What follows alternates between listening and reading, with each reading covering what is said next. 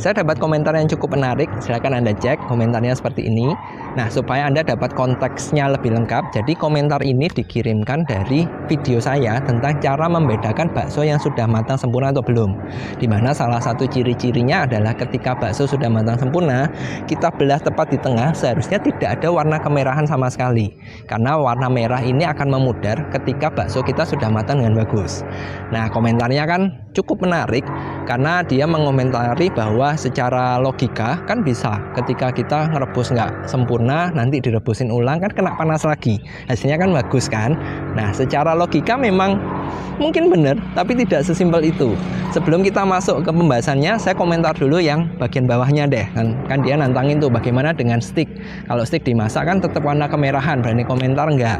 Nah, pertanyaannya, korelasinya tadi kan segala sesuatu yang matang itu kan berarti sudah tidak ada warna kemerahan karena mioglobinnya sudah hilang, sudah pudar kena suhu yang panas. Yang jadi pertanyaan saya, stick itu mau dikomentari apanya? Kenapa? Karena pada dasarnya stick itu kan biasanya ada beberapa tingkatannya ya. Kan saya bukan chef, jadi mungkin kalau istilah saya salah tolong dikoreksi. Setahu saya kalau saya makan stick biasanya ditanyain, Pak mau rare, medium well done, atau well done. Dimana kalau dari bahasa Inggris ini kita translatekan, rare itu kan mentah, medium rare ya masih mentah, medium well done agak matang, dan well done itu matang. Sehingga kalau kita pilih yang tiga ini, rare, medium rare, medium well done, tentu masih ada warna kemerahan karena ya istilahnya sendiri belum matang, jadi masih ada warna kemerahan kan. Kalau kita well done itu seharusnya tidak ada warna kemerahan, tapi kalau yang disajikan ke Anda masih warna kemerahan, nah Anda perlu tanya kepada yang masak, ini benar-benar well done atau medium well done nih. Nah, kembali ke masalah hal yang di atas, yang komentarnya di atas, saya akan coba jawab tentang toh kalaupun kita ngerebus bakso hasilnya tidak matang sempurna, nanti ketika dijual kan direbus ulang, ya kan? Sebenarnya di satu sisi benar sih, secara logika pemikiran seperti ini tepat, karena memang ketika kita akan menyajikan pasti dipanasin ulang, atau mungkin kalau nggak habis setelah disimpan di freezer, besoknya juga dipanasin ulang. Tapi secara sains tidak semudah itu. Kenapa? Karena banyak faktor yang mempengaruhi. Ada 3 setidaknya. Yang pertama dulu deh, yang paling sederhana, ketika proses rebus kita nggak pas, jadi ciri-cirinya kalau dibelah di bagian tengah baksonya itu masih ada warna kemerahan, itu tandanya berarti proses rebus kita panasnya kan tidak sempurna. Sehingga yang dikhawatirkan jumlah bakteri yang ada itu banyak, sehingga ujung-ujungnya bisa membuat hasil bakso kita cepat busuk. Itu kerugian yang pertama. Nah, kalau sudah ngomong seperti ini, kalau dipanaskan ulang kan jadi matang lagi, bakterinya mati. Bener sih.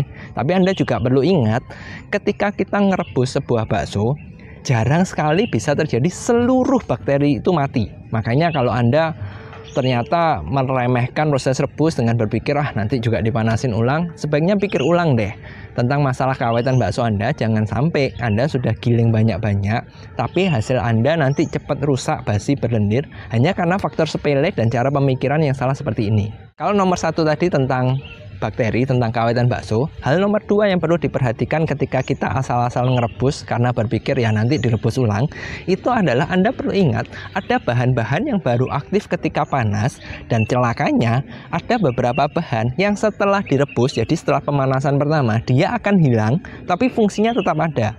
Contoh, biasanya barang seperti ini adalah pernya seperti WBS 500, dimana kalau kita ngomong WBS 500, bahan dasarnya kan enzim.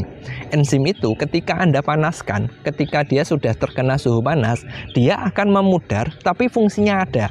Bedanya apa? Gini, kalau Anda ngomong bakso keras itu kan dari protein yang satu diikat dengan yang lain supaya hasilnya bisa digigit keras kan. Nah, fungsinya si enzim WBS 500 tadi itu akan merekatkan satu protein dengan yang lain, dan dia akan tetap merekat ke sana, jadi tetap tersambung dengan bagus. Tapi ketika dia sudah terkena panas sekali saja, enzimnya ini akan memudar, sehingga yang tersisa cuma hasil kerasnya saja. Nah, kalau sudah seperti ini, bagian tengahnya tadi kan direbus asal-asalan, jadi tidak matang sempurna, tengahnya mungkin tidak bagus, dan Anda ketika ngerebus ulang, fungsi dari enzimnya ini sudah nggak ada. Kenapa? Enzimnya sudah memudar, sehingga ketika Anda ngerebus ulang, hasilnya tetap tidak bagus.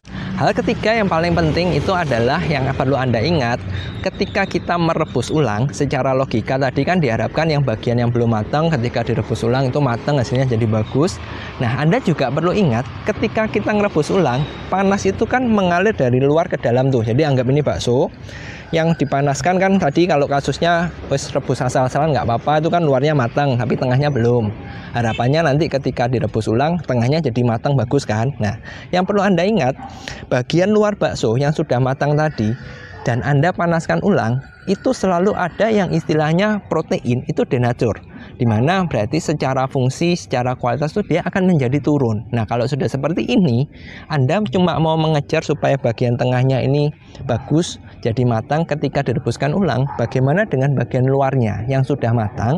Bisa-bisa hasilnya itu malah menurun, kenyalnya jadi jelek.